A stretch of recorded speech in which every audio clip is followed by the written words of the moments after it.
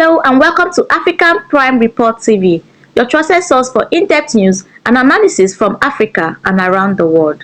If you're just joining us, please subscribe to this channel, like this video, share it with others, and most importantly, watch till the end. Your likes, shares, and comments are the only way you can support the growth of African Prime Report TV, and we sincerely thank you for standing with us.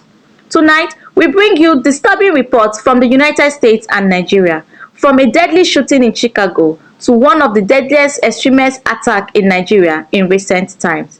Growing international military involvement and a viral controversy involving a prominent Islamic cleric. Stay with us. We begin from the United States, where a shooting inside a vehicle has left one woman dead and another man injured on Chicago's south side.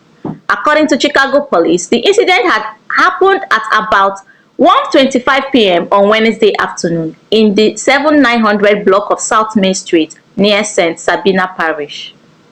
Police say a 26-year-old woman and a 27-year-old man were inside the vehicle when unknown gunmen opened fire on them. After the shooting, the vehicle lost control and crashed into a GMC van.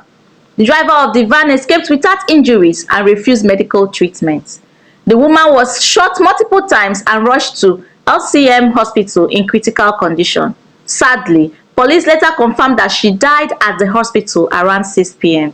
Her identity has not yet been released. The male victim was shot in the buttocks and taken to Christ Hospital, where doctors say he is in good condition.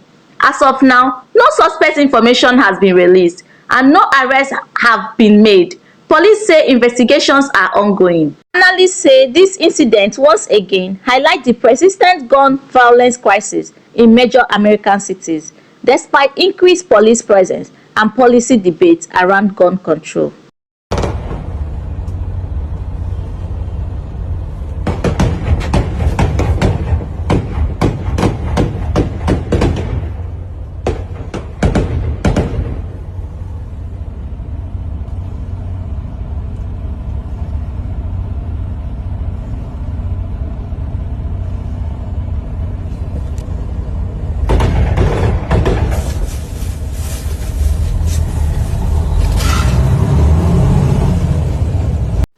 Why the Chicago shooting raises concern about urban violence in the West, the situation in Nigeria presents an even more alarming picture, one involving mass spying, extremist attacks, and international military involvement.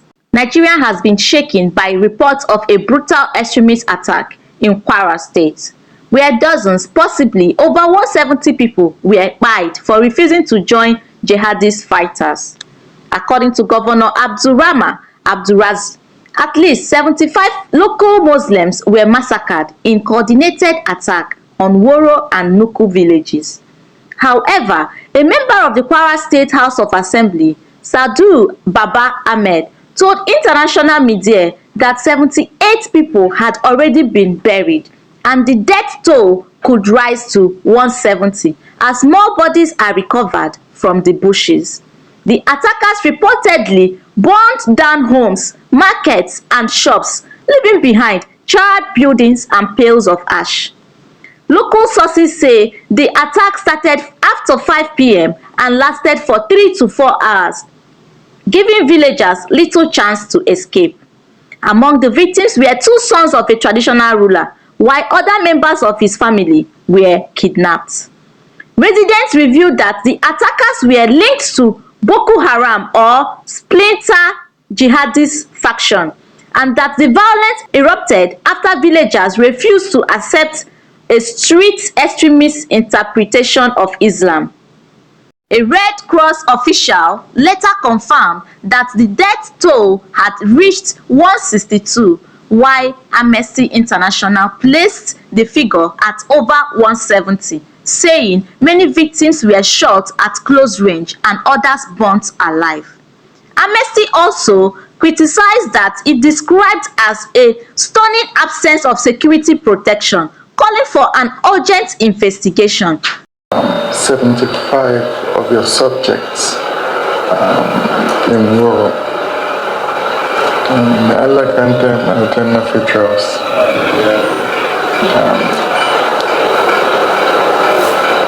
Your emirate is versatile, and from the information we've been getting, this village refused to succumb to a perverted form of Islamic doctrine. They are lying under your emirate and abiding by the Islamic faith. And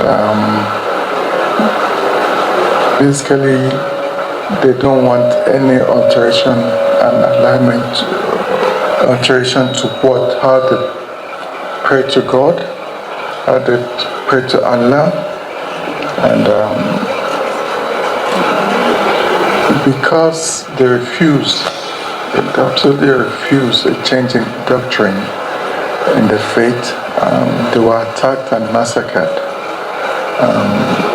It's different from what we used to see, where subjects were kidnapped for ransom, but this was just a pure massacre, and it's something we truly condemn and commiserate with you over. Now, we thank the Commander-in-Chief for approving the immediate deployment of a battalion of soldiers immediately under Operation Savannah Shield. Hitherto, Bautan Kama and part of the Kanji Park was supposed to be under Operation Fasanyama, but now there'll be a major operation here directly with headquartered in Kwara, with a battalion of soldiers coming in to make sure this place is safe. Now,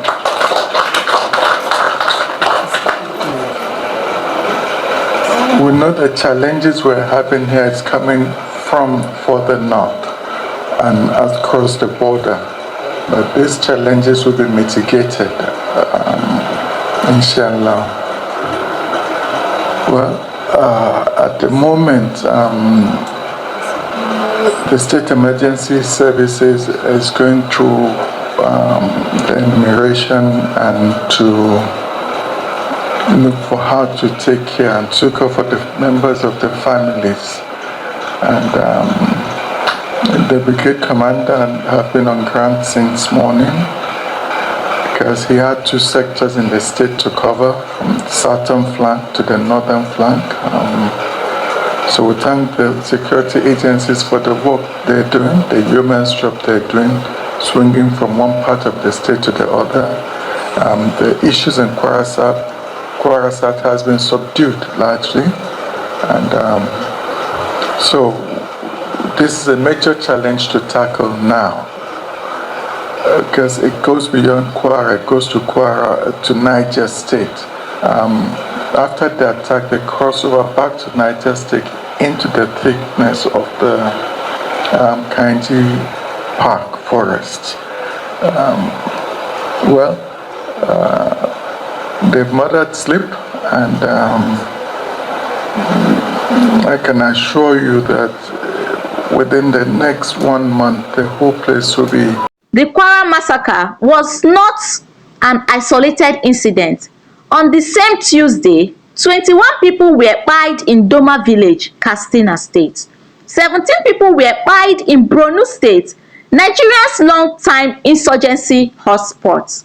Analysts warn that Nigeria is facing overlapping security crises, terrorism, banditry, kidnapping, land conflict, and separatist violence, all stretching the national security forces thin. In a major development, Nigeria has officially acknowledged the presence of American troops in the country. Nigeria's Defense Minister, Christopher Musa, confirmed the development, though he did not disclose the number of troops or their exact location. According to the U.S. Africa Command, the development followed a formal request from Nigeria and focuses on intelligence support rather than combat operations. This comes after the U.S. launched airstrikes on Christmas Day against militant camps in northwestern Nigeria. Security experts say this marks a new phase in Nigeria-US military cooperation, but also raises concern about sovereignty, transparency, and long-term strategy. Meanwhile, controversial Islamic cleric Sheikh Ahmad Gumi has denied viral claims that he was arrested by US soldiers at a Nigerian airport. Social media posts alleged that he was intercepted while attempting to fly to Turkey over terrorism-related investigations. Reacting strongly, Gumi dismissed the story as false, saying, "The US Army cannot arrest me in Nigeria." He also described the viral image circulating online as AI generated, insisting he has not been arrested. Analysts say the incident reflects the danger of misinformation, especially at a time of highlighting security tension and foreign military involvement.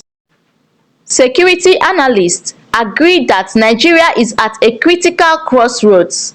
They warn that military force alone will not end extremism. Community trust, intelligence sharing, and economic development are essential. Misinformation could worsen fear and instability. They also stress the citizens must remain vigilant, but responsible media reporting is crucial to avoid panic.